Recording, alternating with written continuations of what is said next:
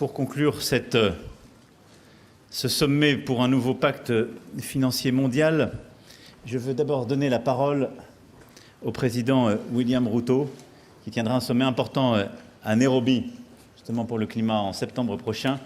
Thank you very much, William, for being here. Merci and I give you the William, floor. d'être ici. Je vous donne la parole. Merci beaucoup, mesdames et messieurs. Le président Macron nous a convoqués pour ce qui a été surnommé le sommet de comment osez-vous. On a confronté l'orthodoxie financière, le capitalisme global et le grand secteur pétrolier. Madame Lawrence a même parlé de casser des tabous. Le Premier ministre Miyatoble nous a rappelé que ce n'est pas une décision formelle que de faire un forum, mais un moment clé pour définir nos intérêts nationaux. Et comme je l'ai déjà dit, je souhaite répéter qu'il ne s'agit pas d'une opposition nord-sud. Il ne s'agissait pas d'une opposition entre émetteurs et non-émetteurs. C'est nous tous, ensemble, grands et petits. Il s'agit de nous dans toute notre diversité et il s'agit de définir une voie à travers laquelle nous serons tous gagnants. Ce que nous avons dit lors de ce sommet seront nos critères, au cours desquels nous devons nous mettre d'accord. Nous avons convenu qu'aucun pays ne doit être forcé entre éradication de la pauvreté et préservation du climat. Nous avons convenu sur certaines ressources supplémentaires pour soutenir les plus vulnérables et pauvres des pays. Nous avons avancé sur le débat de la réforme de la gouvernance des banques multilatérales de développement. Nous avons progressé dans la composition d'une nouvelle source de financement pour le climat, ainsi que pour les mécanismes qui peuvent être organisés pour nous éloigner des intérêts nationaux et nous rapprocher de processus de structures mondiales dont les structures de décision incluent tous les pays et pas quelques-uns. Nous avons convenu que pour la première fois, alors que nous quittons Paris, Monsieur le Président, et je dois dire que vous avez été incroyable, vous avez mené cette affaire comme les Kenyans courraient le marathon. Et non, simplement pour mentionner que nous avons convenu qu'il nous faut repenser. Nous sommes dans une nouvelle norme qui est apparue à travers la pandémie, la guerre entre l'Ukraine et la Russie, les conséquences du changement climatique, les cyclones, les inondations, les sécheresses, la menace que nous voyons pour l'humanité. Cette nouvelle situation requiert de nous une nouvelle approche. Nous savons tous clairement jusqu'à 52 pays sont dans une situation d'endettement et de détresse. Kristalina, nous avons une relation fantastique. Vous avez beaucoup soutenu le Kenya, mais observons le contexte, écoutons les débats autour des SDR, la réallocation des dettes, la vérification, l'application, l'évaluation, etc. J'ai mal à la tête. Franchement, je crois sincèrement qu'il peut y avoir des manières beaucoup plus créatives de traiter le sujet, tout comme nous l'avons fait pendant le Covid.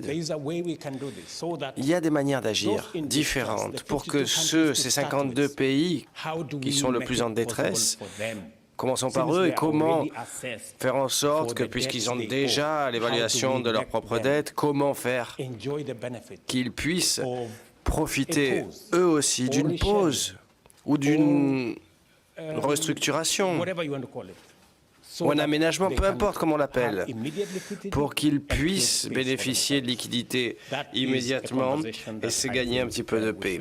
Voilà, je crois, le débat que nous devons tenir et permettez-moi de dire que cela-ci nous rapprochera également de la résolution de la crise que nous avons aujourd'hui sur la liquidité. Nous avons également parlé de nouvelles sources de financement d'actions climatiques et de mécanismes qui peuvent mieux être dissociés des intérêts nationaux. Considérer ces biens comme des biens communs et non pas comme quelque chose qui nous obligerait à jouer les équilibristes entre l'intérêt national et l'amélioration.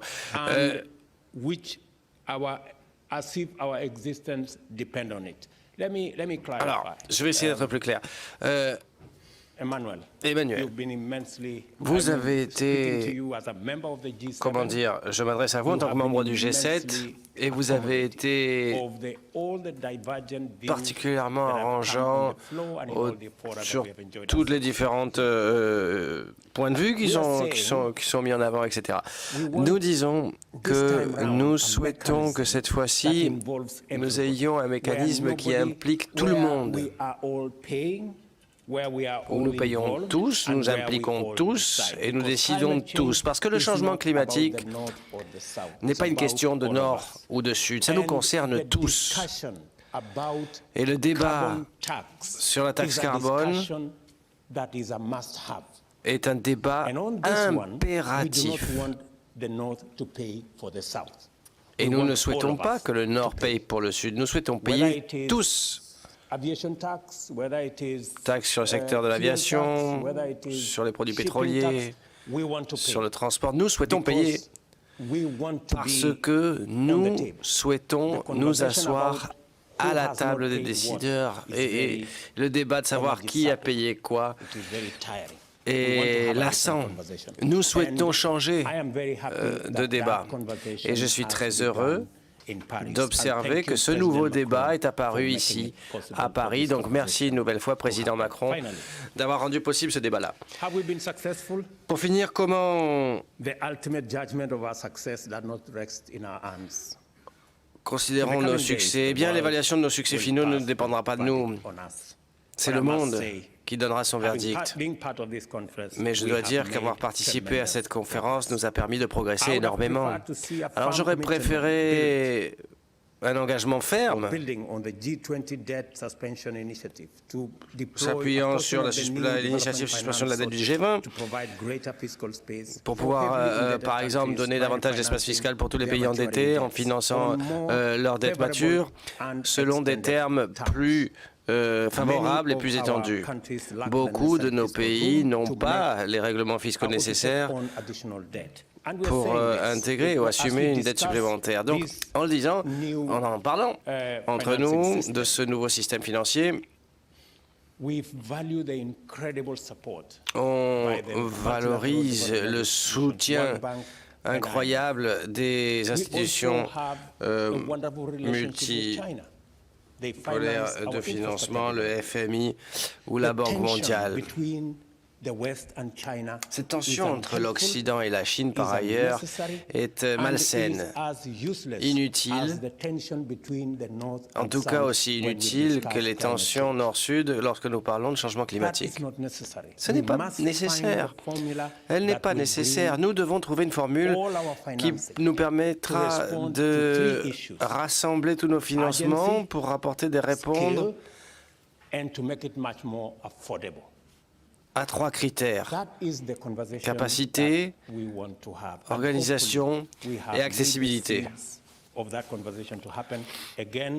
Donc là encore, nous avons posé les bases de tout ceci. Encore une fois, merci, Président Macron, de nous avoir permis d'avancer sur ces sujets, d'avoir permis à tout le monde de participer, y compris au continent africain, d'avoir voix au chapitre. Je conclurai en disant que nous avons du temps entre aujourd'hui et le sommet pour le climat en Afrique qui aura lieu à Nairobi du 4 au 9 septembre, au 6 septembre, co-hébergé par l'Union africaine J'en ai parlé avec le directeur qui est ici parmi nous. La Commission africaine souhaiterait inviter le président Macron à notre événement. Vous seriez un des orateurs clés que nous souhaitons que vous transposiez ou vous transmettiez ce que nous avons dit ici à Nairobi, puis finalement à la COP28.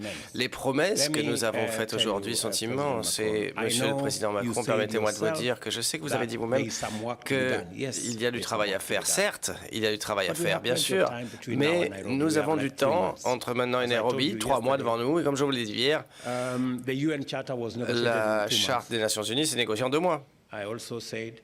J'ai aussi dit que les institutions de Bretton Woods, où Ajay et Kristalina travaillent, ont été négociées dans un petit village, une petite ville, Bretton Woods, en 1945 et en 3 semaines. Donc nous avons beaucoup de temps. Nous avons largement le temps ici et Nairobi. Et entre Nairobi et la COP28, on peut régler cela. Ça peut être une réalité pour nous tous. Merci beaucoup.